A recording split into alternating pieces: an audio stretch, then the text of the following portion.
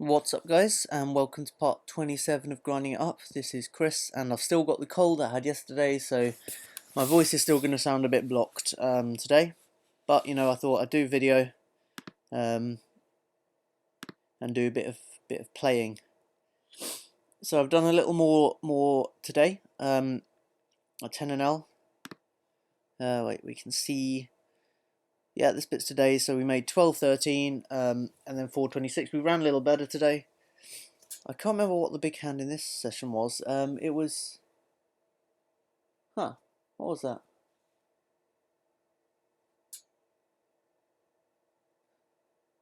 I really can't remember. Oh, yeah, I think we got it in with top pair and a flush draw against an overpair. That was it.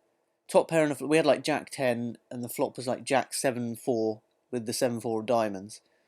And we had 2 diamonds, so we got it in with top pair and a flush draw against aces, and I think we were about maybe 40% to win it. We did win it. We had so many outs, obviously, because and then eventually we just hit our 10, so we didn't even need the flush, we just hit our 2 pair.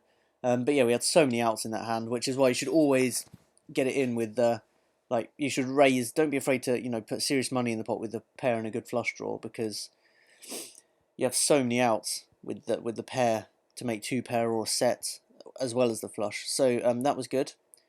So we're up about maybe 1650 today, something like that. Not bad. And a little bit of run good to make up for the run bad we had yesterday, because we didn't have a great day yesterday in terms of how we ran. So we're just going to get going. And it looks like, well, there's only tables at the full ring, so we'll do some full ring. Let's get these tables going.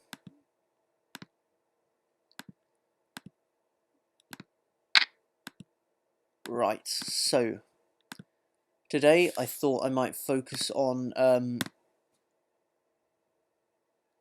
pre-flop play again, because I didn't really do... I rewatched the video I did on pre-flop play, and there weren't actually too many interesting spots, and I think I got sidetracked a little bit. So I'm going to do another video looking at pre-flop play, just because I feel that, it's important, because it's an area of the game that a lot of people think that they've nailed. They think, I've got these range and stuff, but it's just as important as post-flop play is, in my eyes, because it builds the foundation of every pot. So you want to make sure you're doing the right things.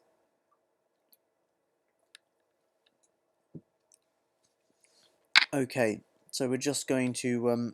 oh yeah, also some good news on the FPP thing. We've got 622 now, so we probably will be going into the Sunday Storm, or the Big 11. Because I'm just going to do tomorrow's session, and then we're just going to buy whatever we can afford with our FPPs. Because I do them every 7 videos, every 7 sessions. Oh yeah, we've also reached a big milestone, 25k hands. Well, that's sort of a big milestone, I guess.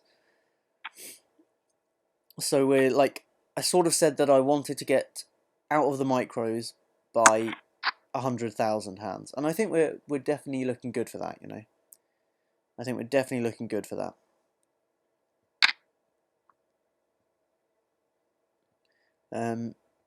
So yeah, I've been playing obviously a lot of 6 max over the last couple of weeks. I'm actually enjoying it, and I think my 6 max play is really improving. I'm adjusting to it well, because I haven't really played a lot of 6 max before, but I do enjoy it. It's a lot more action, well, a lot more kind of quick action. Full ring takes a longer time to go around. You can get less hands done per hour. So I quite like the kind of nippy, speedy feeling of 6 max play. And often there's just no, not enough 9 full ring tables to do a full ring session, so I've had to do 6 max.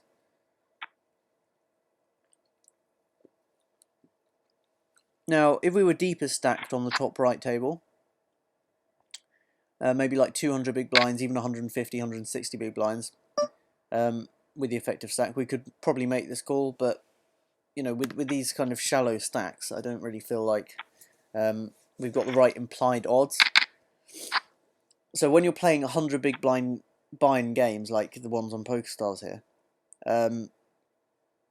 you've got to really tighten up your 3-betting range because your implied odds really shrink because there's only a certain amount you can win. So you don't want to be really calling 3-bets with hands like suited connectors and that sort of stuff, unless you've got a good read or you've got some other sort of special circumstance. Here, I fold his suited ace because again he's quite short stacked with 67 big blinds. So we're not getting the right implied odds again to hit our flush or 2-pair, whatever. I would probably call with the suited wheel card there if he had $10. If he had 100 big blinds, I probably would call there. Here, you can limp there, it's fine, limping's fine on the button with a hand like that, but you're opening yourself up to being squeezed just like that. If we limp and then he does that, which he will because he'll interpret both his and my play as weak. And these guys, if they know what they're doing, will often put in a sizable raise. So you've thrown 10 cent down the drain there and not even been able to see a flop. So I don't hate limping there, but I just think it's not great. Mr. Bean's talking about milky time. Didn't quite know what he's meaning. Is he meaning there's some sort of fish on this table? What I'm doing last time? I don't know. Maybe he's just talking to himself.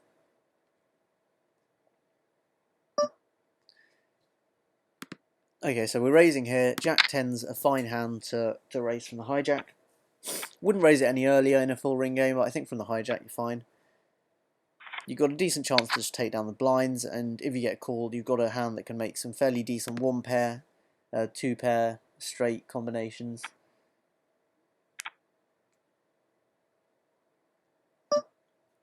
Jack 7 to an under the gun raise, obvious fold. Oh yeah, apologies for my sniffling away in the background.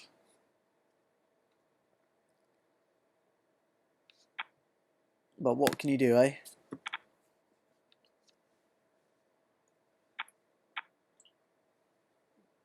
So, yep, King 2's a fold there. 5-9, probably going to be an auto fold.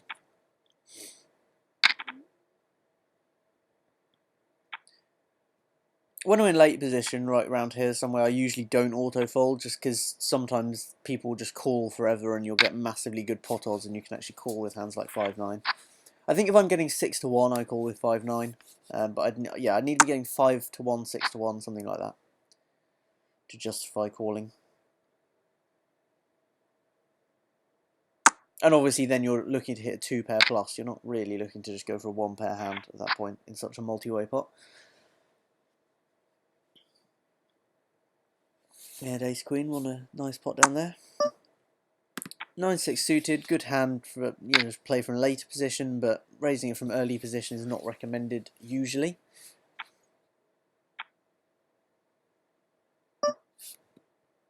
Pocket sixes, however, we can raise.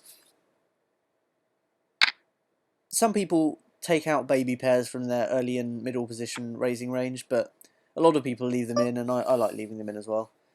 Again, not the right implied odds. We're just going to fold that.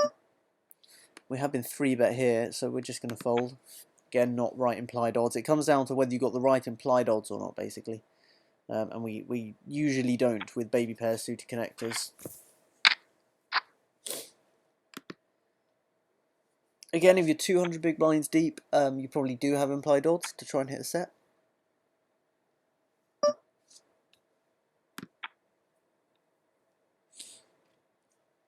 Oh, this table up here is taking forever.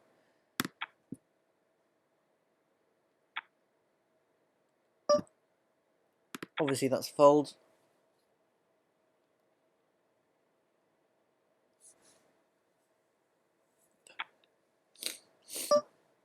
And that's also a fold. Don't really need to explain them. Junky hands are not generally playable like that unless you've got good pot odds.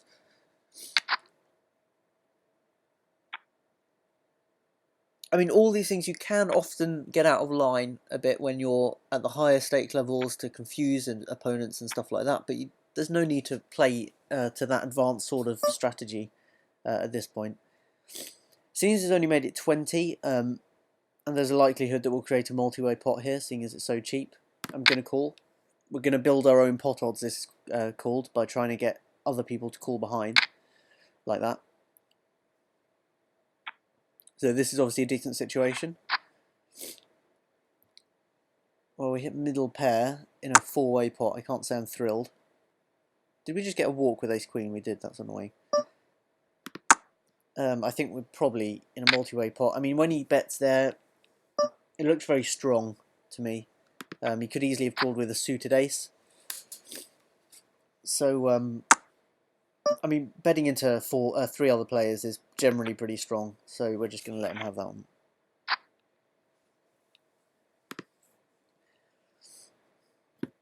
$7-2 up there.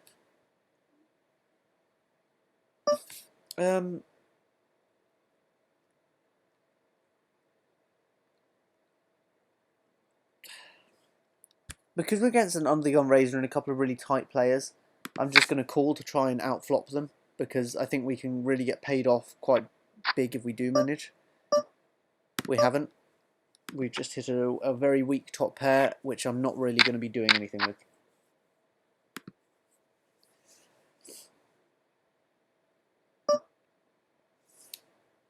Again, that's a very strong bet, betting into so many players. I'm trying to think what he could have that beats me. He can have a hand like tens, jacks.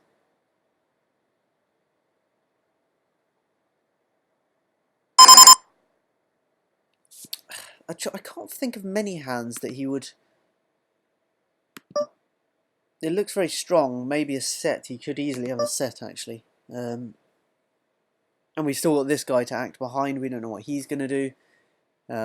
He could easily have like an overpair, very tight, and he you know, raised from under the gun. So we're just going to let it go. Never nice folding top pair, but really we were calling there with the intention of continuing if we flop better.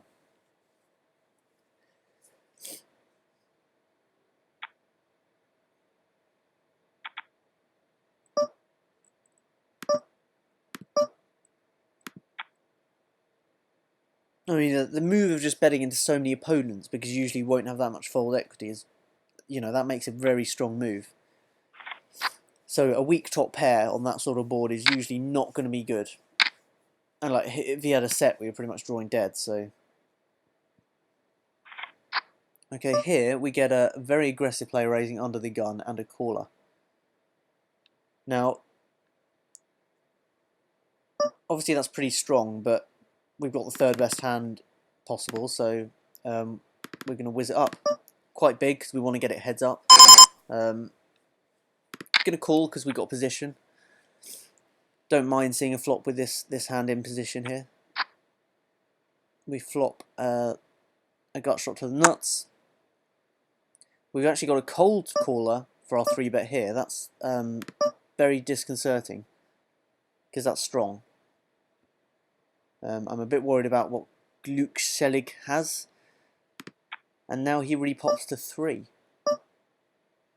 I think at this point, this guy's very aggressive.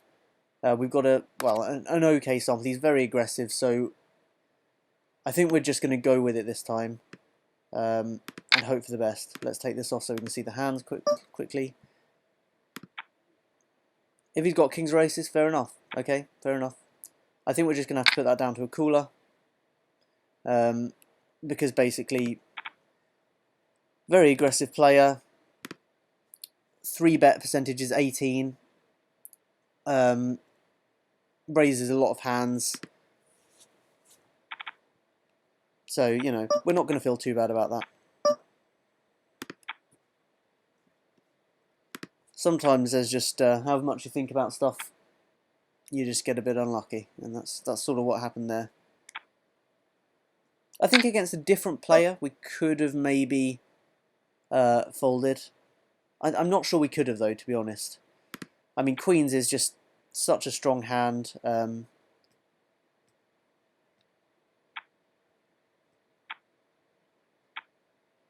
I think, yeah. I think probably against most players, unless they're really, really nitty. Unless they're running like a a 6-4 stat thing, then no, I think we're just going with it.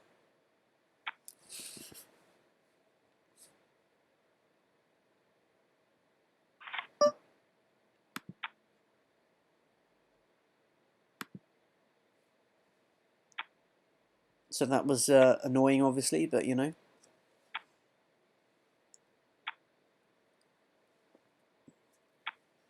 What can you do? We built up enough profit today to be able to take that hit. And we'll just hope to make some of it back.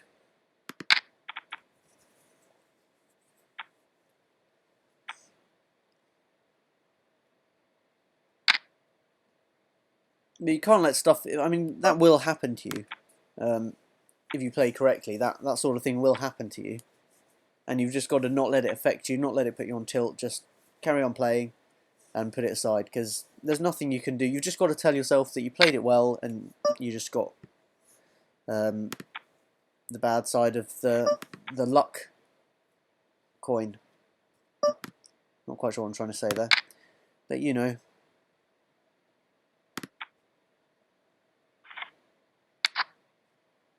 Okay, so we've got jacks down here. It's an opportunity to make some money back, perhaps. And under the gun raise, if we're against another bigger pocket pair, then that would just be very unlucky. But we're not going to stack off with jacks, I don't think.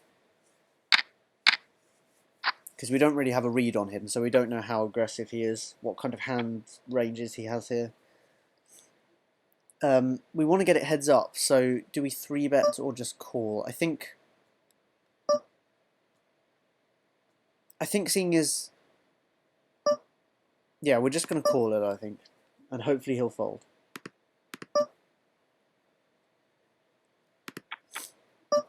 Okay, that's a very, very bad flop for our hand. And we're no way continuing with that.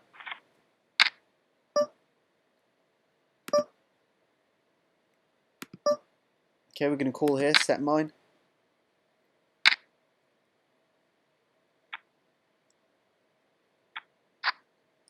Nope. Terrible flop for our hand, so we're just going to give it up straight away.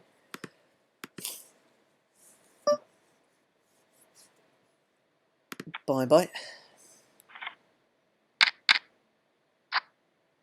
Come on, let's have one nice hand to get a bit of our losses back here.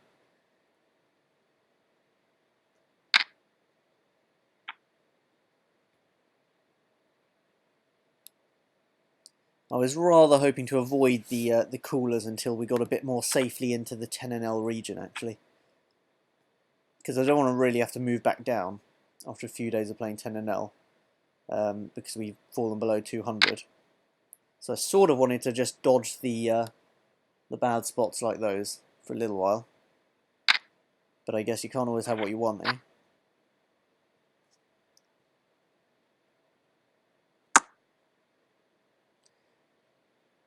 I mean, you see how aggressive this guy was. I mean, he's 3-bet pocket 5s before.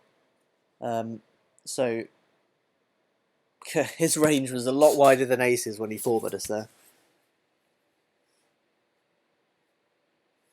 I mean, he probably had like 10s up, maybe ace-king and ace-queen possibly, with someone that aggressive. But we ran into the top of his range.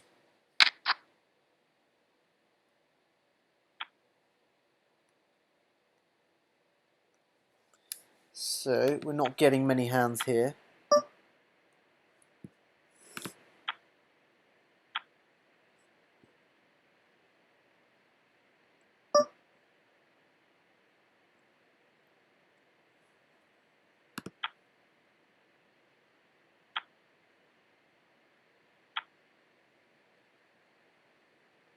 And you've got to remember, even if you do get called by a better hand, if you have queens or kings and you get called by aces there, you still get equity. It's not like you already lost it.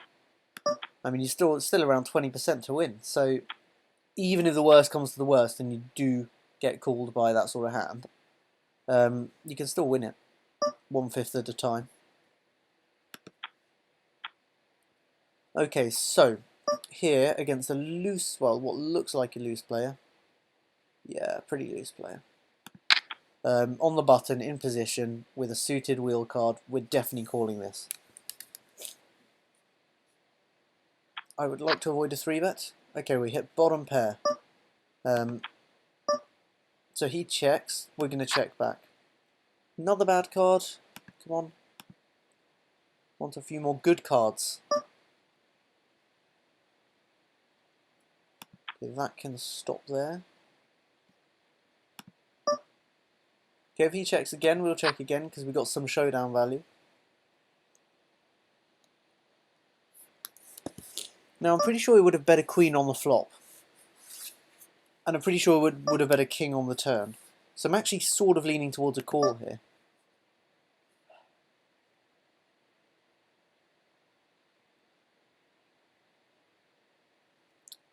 He raised though, so he does have those cards in his range. I think maybe we can just about fold. Although I think it's a close one, this. I think we're going to fold here though.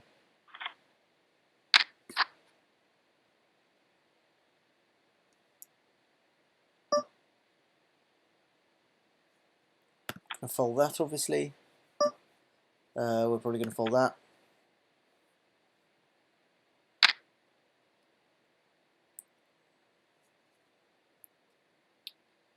Come on, let's get a couple more good spots.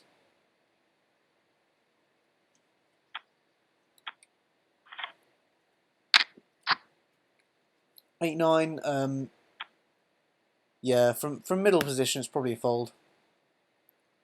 Again, if you're playing a bit higher stakes, where the players, you have to employ more advanced strategies to win, that is something you can always consider having a little go with, but I'm not going to here. What I am going to do is reach my charger quickly.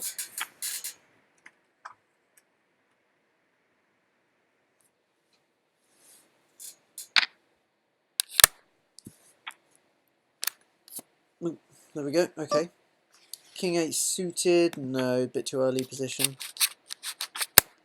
Bit too far away from the button for my liking.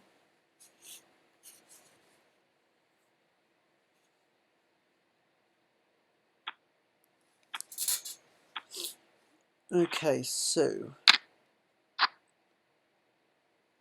2-4. If we get really good pot odds, we can play this, but I don't think we are going to get really good pot odds by the looks of it, so...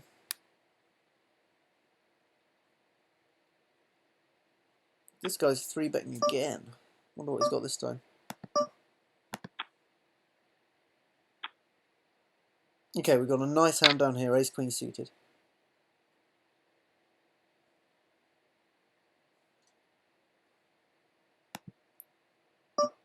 Okay, so there's a limp. We're obviously going to make him pay. Get some value into the pot straight away. The big blind joins. And it's not a bad flop at all, is it?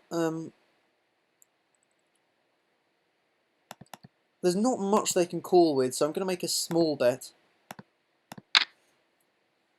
And hope they call with an ace high. Nope. You can always check that as well, but I feel like with two players, one of them might have a jack or a worse queen. Or might fancy calling with a pair. Now against heads up, I probably do check that.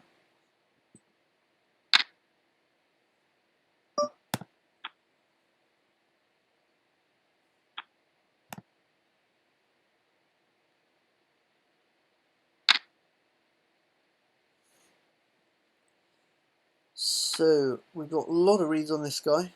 It's good that we're starting to build up a collection of reads on people. Well, on a few people. I mean, we've got a few on this guy, a few on this guy, this guy, this guy. So we're starting to build up a little database for our challenge here, which is always good because, as you should know, poker's not about the cards; it's about playing the players mostly. And a good way you can actually practice doing that is by playing dark. So don't look at your cards if you're playing live; just play the player. and you can still win, even without looking at your cards. And that's a good way to practice that method.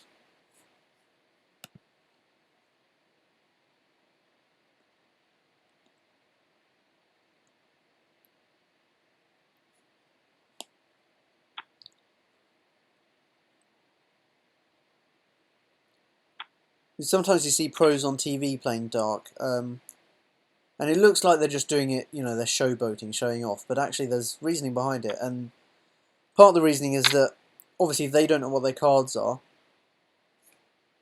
you know, their opponents aren't going to be able to pick up any tells on them and what strength their hand is. And also, they could, you know, they could have anything. So, they do that for a reason, although I think part of it is just kind of showboating. Okay, we're going to fold that. Do a couple more hands. I'm just trying to get one good hand here, because we've not had a good session here. Not a good little session.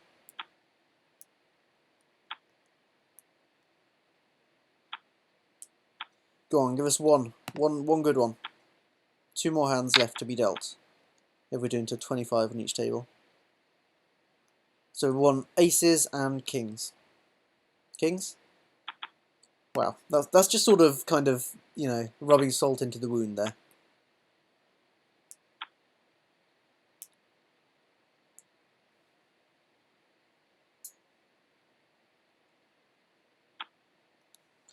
Okay, we'll sit out there, and we'll just wait to be dealt the last hand here, see what it is. Have a peek. Action going on top right table. Kings versus ace king. Cool.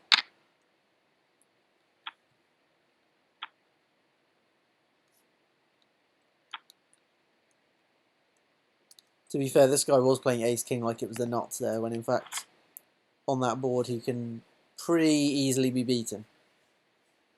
Even on just that flop. So I'm not sure what he's doing getting everything in there.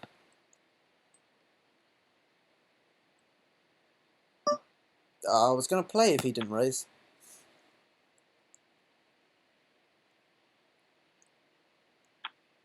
Okay, so this has been a counterproductive session because of that unfortunate cooler. But, you know, what can you do?